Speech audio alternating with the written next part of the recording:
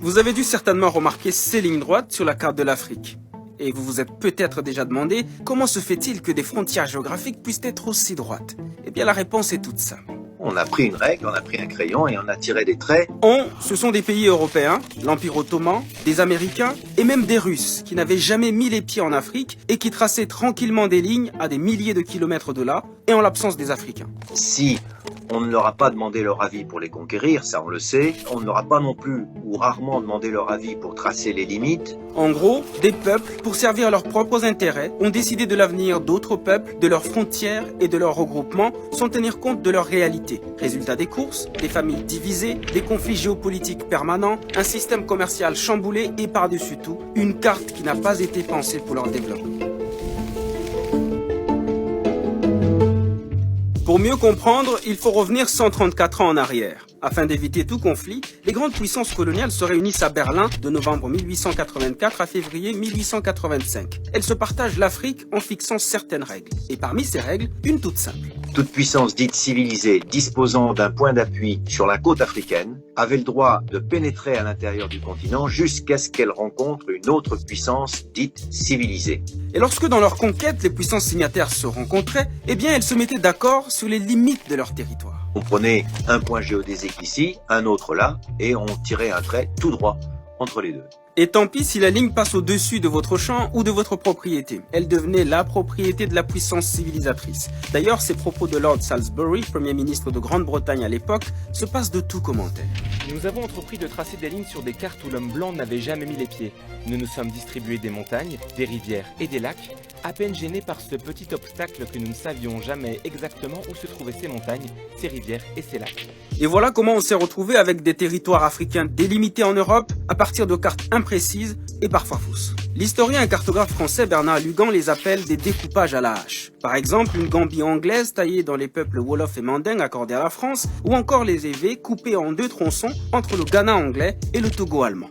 Si les territoires ont été découpés ainsi sans tenir compte des peuples qui y habitaient, c'est simplement parce que les frontières n'ont pas été tracées pour ces peuples-là, mais plutôt en fonction des intérêts géostratégiques et économiques des colonisateurs. Prenons le cas du Sahel-Sahara. Il y a eu, avant les indépendances, la fameuse organisation commune des régions sahariennes. C'est-à-dire que la France a imaginé inclure à l'intérieur d'une entité géographique bien précise, les Berbères naturellement au nord, mais les Touaregs, les Toubous et les Maures au sud. Ce qui aurait été plus logique, sauf qu'il y avait un petit problème. Lorsqu'on superposait cette carte avec celle des richesses naturelles, et notamment du pétrole, là on n'est plus en 1880, on est en 1950, on s'apercevait qu'à l'intérieur de cette jolie frontière, il y avait pratiquement toutes les ressources en pétrole et en gaz naturel. Pour couper court, le CRS ne fera pas long feu. Elle va disparaître le 10 juin 1960, au moment de l'indépendance des États riverains du Sahara. La vague des indépendances va également emporter l'AOF, Afrique occidentale française, et l'AEF, Afrique équatoriale française. Les grands ensembles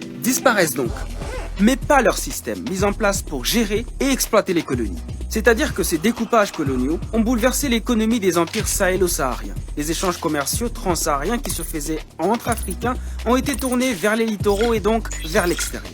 Et au moment des indépendances, dans les années 60, les Français, par exemple, ont simplement découpé en plusieurs morceaux leur grand territoire. Mais les nouveaux États indépendants issus de cette balkanisation ont gardé le même système tourné vers l'exportation de leurs matières premières. C'est ce que l'historien Nicolas Bancel appelle une rupture dans la continuité. Et cela a compliqué les choses pour beaucoup de pays. On a enclavé des pays comme le Burkina Faso, le Mali, le Niger, le Tchad, pour ne citer que, et la Centrafrique. D'après le diplomate et géographe français Michel Fouché, 87% de la longueur des frontières politiques de l'Afrique, soit 70 000 km sur un total d'environ 80 000 km, ont été directement hérités des partages coloniaux.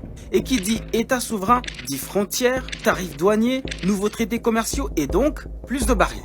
Je crois que si on avait fait reposer le découpage colonial sur une volonté de développement économique, on aurait veillé pendant la colonisation à ce qu'il n'y ait pas ces barrières qui empêchent un développement économique harmonieux. En 1964, l'EUA, qui deviendra plus tard l'Union africaine, ne veut surtout pas ouvrir une boîte de Pandore en redessinant les cartes. Elle opte donc pour l'intangibilité des frontières. Traduction, les frontières sont mauvaises, mais on les garde comme elles sont.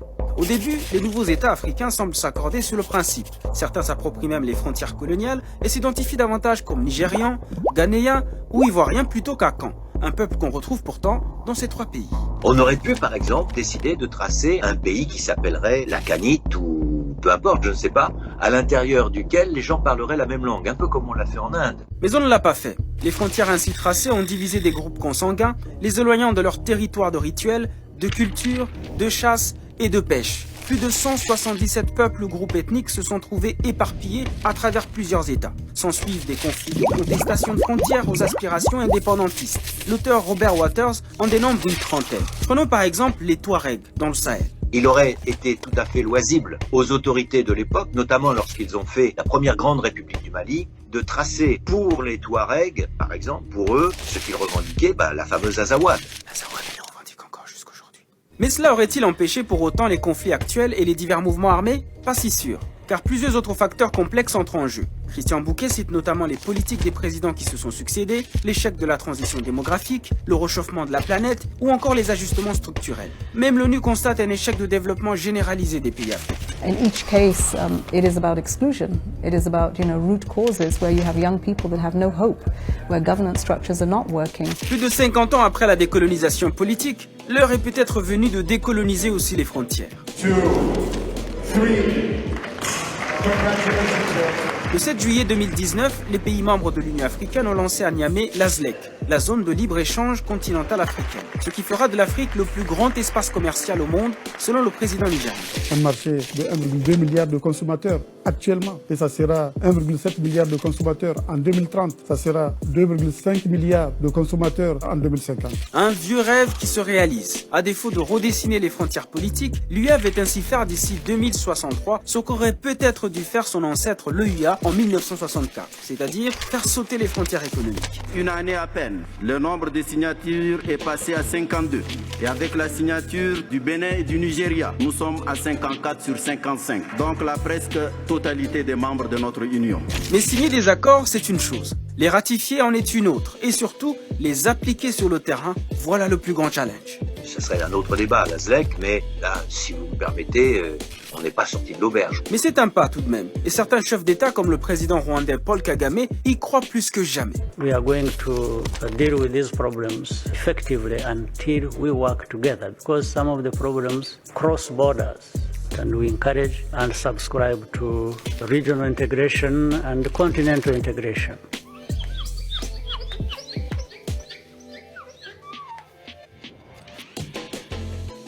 Et vous, une Afrique sans frontières économiques, vous y croyez ?